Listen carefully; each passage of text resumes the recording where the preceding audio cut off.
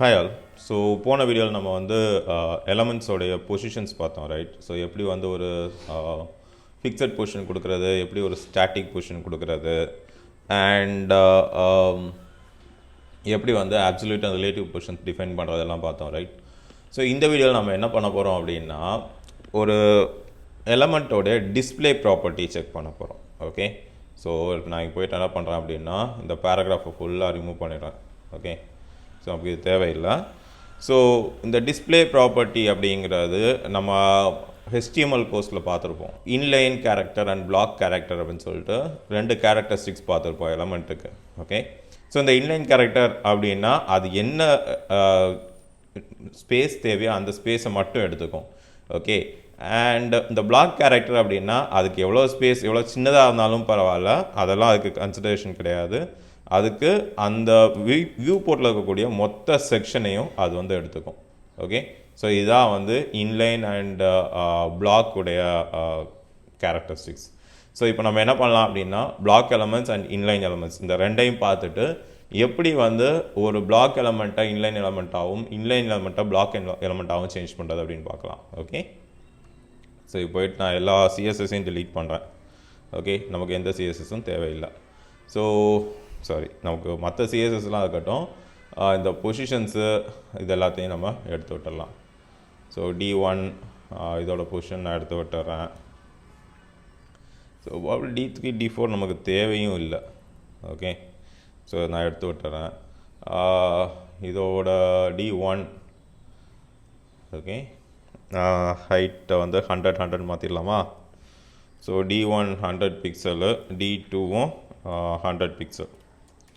Okay, so இப்போ நமக்கு வந்து ரெண்டு எலமெண்ட் இருக்குது, div1 இருக்குது, div2 இருக்குது. ஓகே, ஸோ இப்போ பார்த்தீங்கன்னா தெரியும், div1க்கு வந்து உங்களுக்கு ஆக்சுவலி தேவை 100 பிக்சல் தான் விட்த்து. ஓகே, ஆனால் பாருங்கள் div2 வந்து இதுக்கு பக்கத்தில் டிஸ்பிளே ஆகிருக்காது. div2 வந்து அடுத்த அதுக்கு கீழே தான் டிஸ்பிளே ஆகிருக்கும். ஸோ இதைத்தான் நம்ம வந்து இன்லைன் இதைத்தான் நம்ம வந்து பிளாக் கண்டென்ட் அப்படின்னு சொல்லுவோம். இப்போ நான் இதை போய் இன்ஸ்பெக்ட் எலமெண்ட் போட்டு காமிச்சேன் அப்படின்னா, இப்போ பாருங்கள் இதை பாயிண்டர் கொடுக்குறேன். ஸோ பார்த்தீங்களா, டிவோடைய சைஸ் வந்து 100/100 தான். ஆனால் அது ஆக்குப்பை பண்ணியிருக்கிறது பாருங்கள், அந்த பேரண்ட்டுடைய என்டையர் விட்த்தையும் ஆக்குப்பை பண்ணியிருக்கோம். ஓகே, ஸோ இதுதான் வந்து உங்களுக்கு வந்து இன்லைன் கண்டென்ட் அப்படின்னு சொல்லுவோம். இதுவே நான் இப்போ ஒரு இமேஜ் வைக்கிறேன்னு வைங்களேன். ஸோ இங்கே போயிட்டு அந்த டிவுக்குள்ளே நான் வைக்கிறேன். ஸோ இந்த ரெண்டையும் எடுத்து விட்டுறேன். ஓகே,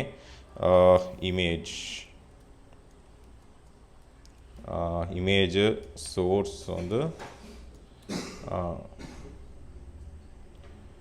சோர்ஸ் வந்து நம்ம என்ன பண்ணலாம், நம்மகிட்ட இருக்கக்கூடிய ஒரு இமேஜே வச்சுக்கலாம். ஓகே, 2.jpg வைக்கிறேன். Okay, 2.jpg 2.jpg. Okay, so இப்போ நான் வச்சேன் அப்படின்னா இங்கே பாருங்கள், நமக்கு வந்து ஒரு டாகுடைய ஃபோட்டோ டிஸ்பிளே ஆகுது. ஓகே, இதை ரீசைஸ் பண்ணிக்கலாம். இமேஜுக்கு வந்து விட்த்து வந்து ஒரு 200 பிக்சல், ஹைட் வந்து ஒரு 200 பிக்சல். சேவ் பண்ணோம் அப்படின்னா இங்கே பாருங்கள் நமக்கு ஒரு இமேஜ் வந்துடுச்சு. ஓகே, இப்போ நான் என்ன பண்ணுறேன் அப்படின்னா இன்னொரு இமேஜ் வைக்கிறேன். சரியா? ஸோ இங்கே போய்ட்டு காப்பி பேஸ்ட். இப்போ வந்து நான் இங்கே என்ன பண்ணுறேன், 3.jpg. சரி, ஸோ இப்போ நீங்கள் பார்த்தீங்கன்னா தெரியும், இந்த இமேஜஸ் வந்து டிவ் மாதிரி இல்லை, அடுத்தடுத்து போகாமல் பக்கத்தில் வந்துருப்பாங்க. ஸோ டிவுக்கு வந்து 100/100 தான் கொடுத்தோம், ஆனாலுமே அந்த 100 முடிஞ்சோடனே அடுத்த லைனுக்கு வந்துடுச்சு. ஆனால் இமேஜ் பாருங்கள் 200/200 கொடுத்துருக்கேன் நான் பிக்சல். இங்கே பாருங்கள் 200/200 கொடுத்துருக்கேன், ஆனாலுமே பாருங்கள் பக்கத்தில் கரெக்டாக டிஸ்பிளே ஆகிருக்கும். ஸோ இந்த மாதிரி அதுக்கு தேவையான ஸ்பேஸை மட்டும் எடுத்துக்கக்கூடிய காம்பனன்ட்ஸ் வந்து இன்லைன் காம்பனன்ட்ஸ் அப்படின்னு சொல்லுவோம். ஸோ இப்போ பாருங்கள், அந்த இமேஜை பாயிண்ட் பண்ண அப்படின்னா அந்த இமேஜுக்கு என்ன ஸ்பேஸ் கொடுத்துருக்கோமோ அதை மட்டும்தான் அது எடுக்கும். அதுவே டிவ்வை ஃபோக்கஸ் பண்ண அப்படின்னா அந்த டிவ்வு அந்த பேரண்ட்டோடைய என்டையர் கண்டென்ட்டையும் சேர்த்து எடுத்து வச்சுருக்கோம். ஓகே, ஸோ இப்போ நம்ம என்ன பண்ணலாம் அப்படின்னா, எப்படி இந்த இன்லைன் கண்டென்ட்டை பிளாக் கண்டென்ட்டாகவும் பிளாக் கண்டென்ட்டை இன்லைன் கண்டென்ட்டாகவும் டிஸ்பிளே பண்ணுறது அப்படின்னு பார்க்கலாம். ஓகே, ஸோ இதுக்கு நான் இன்னொரு இமேஜ் வச்சுக்கிறேன்.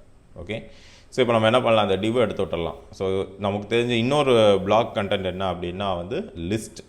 ஓகே, ஸோ இப்போ போய்ட்டு அன்ஆர்டர்ட் லிஸ்ட் ஒன்று கொடுக்குறேன். அண்ட் இந்த unordered லிஸ்ட்டுக்குள்ளே நான் வந்து ஒரு 4 லிஸ்ட் வைக்கிறேன்.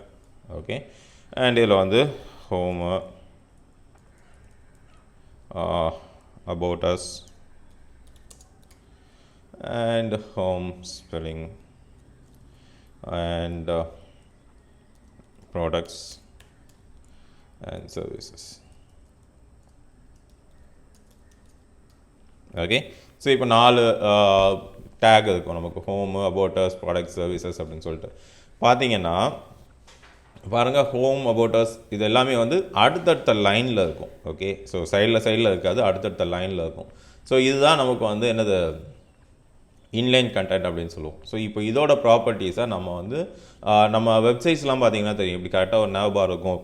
இந்த நேவ் பாருக்கு உள்ள இது வந்து டிஸ்பிளே ஆகும், ரைட்? ஸோ அதை எப்படி பண்ணுறது அப்படின்னு பார்க்கலாம், சரியா? ஸோ இப்போ இங்கே வந்துட்டு நம்ம அன்ஆர்டர் லிஸ்ட்டுக்கு ஒரு இது எழுதலாம்.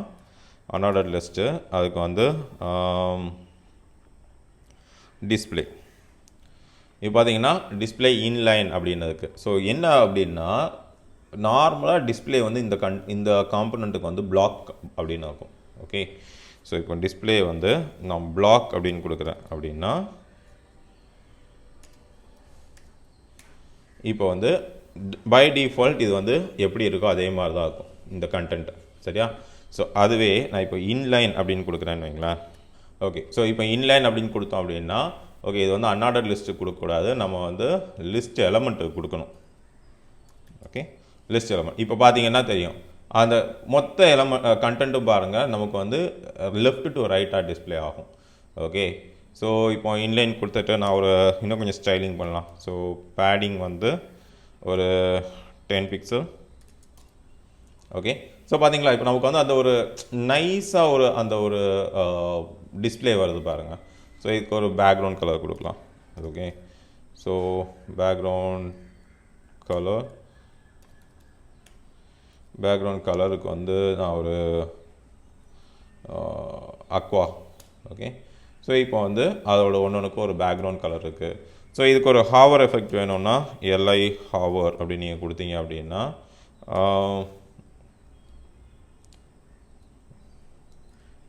எல்ஐயோட ஹாவர் அப்படின்னு நான் கொடுக்குறேன். ஓகே, இதுக்கு வந்து பேக்ரவுண்ட் கலர் வந்து நம்ம வந்து ஒரு அசூர் இந்த கலரில் கொடுத்துக்கலாம். இப்போ சேவ் பண்ணிட்டேன். இப்போ இங்கே வந்தோம் அப்படின்னா இப்போ பாருங்கள், அது மேலே நான் ஹாவர் பண்ணும்போது அது சேஞ்சஸ் ஆகும். ஸோ நம்ம வெப்சைட்ஸில் நார்மலாக வந்து நமக்கு வந்து ஒரு மெனு பார் கொடுக்குறாங்க அப்படின்னா அது இப்படி தான் இருக்கும், ரைட்டா? ஸோ இந்த மாதிரி உள்ள விஷயங்களை நீங்கள் வந்து இங்கே ஹேண்டில் பண்ணிக்கலாம். ஸோ இதான் வந்து ஒரு பிளாக் எலமெண்ட்டாக இன்லைன் எலமெண்ட்டாக கன்வெர்ட் பண்ணுறது. ஓகே, ஸோ இப்போ இதில் நீங்கள் போயிட்டு இன்ஸ்பெக்ட் எலமெண்ட் கொடுத்து பார்த்தீங்க அப்படின்னா, ஸோ இதில் இன்ஸ்பெக்ட் எலமெண்ட் கொடுத்து பார்த்தீங்க அப்படின்னா இப்போ பாருங்கள், நான் போய் இது பண்ணுறேன். ஸோ இந்த எலமெண்ட்ஸ்லாம் அதுக்கு என்ன தேவையோ அதை மட்டும்தான் வந்து உங்களுக்கு எடுத்துக்கும். ஸோ முன்னாடி மாதிரி ஃபுல் விட்த்தை வந்து ஆக்குபை பண்ணாது. ஓகே, ஸோ இப்போ பாருங்கள், இந்த யூஆர் அன்ஆர்டர் லிஸ்ட் வந்து ஃபுல்லாக பிளாக் எடுத்ததுக்கு. ஆனால் அதுவே அது இருக்கக்கூடிய லிஸ்ட்டெல்லாம் பாருங்கள், அதுக்கு எவ்வளோ தேவையோ அது மட்டும்தான் இருக்கும். ஸோ ஏன்னா இந்த லிஸ்ட்டை தான் நம்ம என்ன பண்ணியிருக்கோம், இங்கே வந்து இன்லைன் எலமெண்ட்டாக மாற்றிருக்கோம். ஓகே, ஸோ அதே மாதிரி நம்ம இமேஜை வந்து பிளாக் எலமெண்ட்டாக மாற்றலாம். இப்போ நம்ம இங்கே போய் பார்த்தோம் அப்படின்னா இமேஜ் வந்து அதுக்கு தேவையான ஸ்பேஸை மட்டும்தான் எடுத்துருக்கு, ரைட்? ஸோ இதை வந்து நான் இப்போ என்ன பண்ணுறேன், இமேஜை வந்து டிஸ்பிளே வந்து பிளாக் அப்படின்னு கொடுத்தேன் அப்படின்னா இப்போ பாருங்கள், அந்த இமேஜ் வந்து அதுக்கு என்ன ஸ்பேஸ் கொடுத்தாலும் சரி அது ஃபுல்லாக பேரண்ட்டை ஃபுல்லாக ஆக்குபை பண்ணி வச்சுருக்கோம். ஸோ இதை நான் க்ளோஸ் பண்ணால் இந்த இது போயிடும். ஸோ பார்த்தீங்கன்னா தெரியும், ரைட்டா? ஸோ இமேஜ் வந்து 200x200 பிக்சல் தான், ஆனால் ரிமைனிங் இருக்கக்கூடிய ஸ்பேஸையும் சேர்த்து அந்த பேரண்ட்டோட சைஸுக்கு அதை ஆக்குபை பண்ணி வச்சிருக்கு.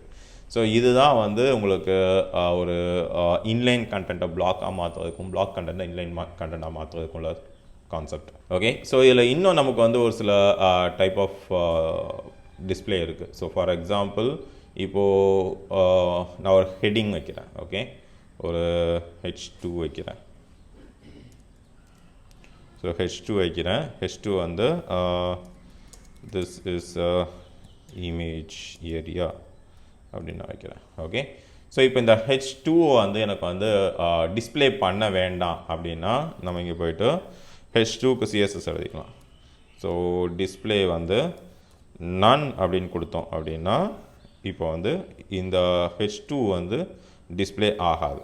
ஸோ பார்த்தீங்கன்னா தெரியும் அந்த இடத்துல அந்த h2 குரிய ஸ்பேஸே இருக்காது. அந்த இடத்துல அப்படி ஒரு எலமெண்ட்டே இல்லை அப்படின்ற மாதிரி இது வந்து ஓவர் ரைட் பண்ணிக்கும். ஆனால் உங்களுக்கு வந்து அந்த இடத்துல எலமெண்ட்ஸ் இருக்கும். ஸோ அதுவே வந்து விசிபிள் அப்படின்றத none அப்படின்னு வச்சிங்கன்னா விசிபிலிட்டியை வந்து நன்னுங்க வச்சிங்கன்னா விசிபிலிட்டி வந்து ஃபால்ஸ். ஓகே, விசிபிலிட்டியை வந்து ஹிடன் அப்படின்னு வச்சிட்டோம் அப்படின்னா ஹிடன். ஓகே, ஸோ இப்போது அந்த இடத்துல அந்த எலமெண்ட்டுக்குரிய ஸ்பேஸ் இருக்கும், ஆனால் அந்த எலமெண்ட் வந்து டிஸ்பிளே ஆகாது. ஓகே, ஆனால் அந்த எலமெண்ட்டோட ஸ்பேஸ் போகாது. அதுவே நம்ம வந்து இதை எடுத்துட்டு டிஸ்பிளே none அப்படின்னு கொடுத்தோம் அப்படின்னா டிஸ்பிளே வந்து none அப்படின்னு கொடுத்தோம் அப்படின்னா அந்த எலமெண்ட்டுக்குரிய அந்த ஸ்பேஸே இருக்காது. ஓகே, ஸோ இதுதான் வந்து நம்ம நார்மலாக ஒரு சிஎஸ்எஸ் எழுதக்கூடிய மெத்தட். ஓகே, ஸோ இப்படி தான் ஒரு சிஎஸ்எஸ் மூலமாக ஒரு பிளாக் பேஸ்ட் கண்டென்ட்டை இன்லைனாகவும் இன்லைன் பேஸ்ட் கண்டென்ட்டை பிளாக்காகவும் நம்ம சேஞ்ச் பண்ணுவோம். ஓகே, ஸோ அடுத்த வீடியோவில் நம்ம வந்து ஃபாண்ட்ஸ் பற்றி பார்க்கலாம். எப்படி நம்ம சிஎஸ்எஸ் வழியாக ஃபாண்ட்டை மேனிப்புலேட் பண்ணுறது அப்படிங்கிறத பார்க்கலாம். தேங்க்யூ.